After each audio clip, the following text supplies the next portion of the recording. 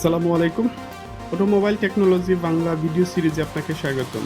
হাজারো পার্টসের সমন্বয়ে গঠিত হয় একটি automotive vehicle.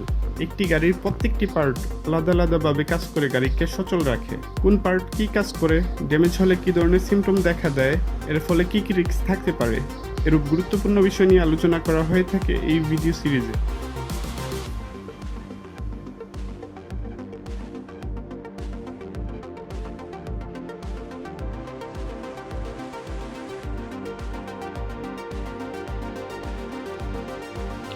Fuel pressure regulator.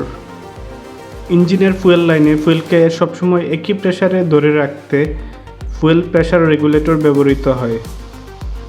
Fuel লাইনে ফুয়েল প্রেশার বেড়ে গেলে প্রেশার রিলিজ বাল্ব খুলে দেয়।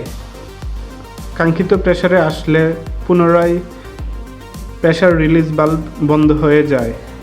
এভাবে একটি নির্দিষ্ট প্রেশারে ফুয়েলকে লাইনে ধরে রাখে।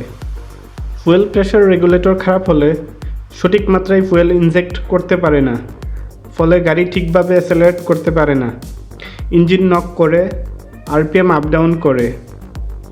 ইঞ্জিনকে স্টার্ট করতে একাধিকবার ক্র্যাঙ্কিংয়ের প্রয়োজন হতে পারে। অনেক সময় ইঞ্জিন স্টার্ট নাও হতে পারে। এরূপ লক্ষণ দেখা দিলে ফুয়েল প্রেশার রেগুলেটর চেক করে প্রয়োজনীয় ব্যবস্থা নিতে হবে।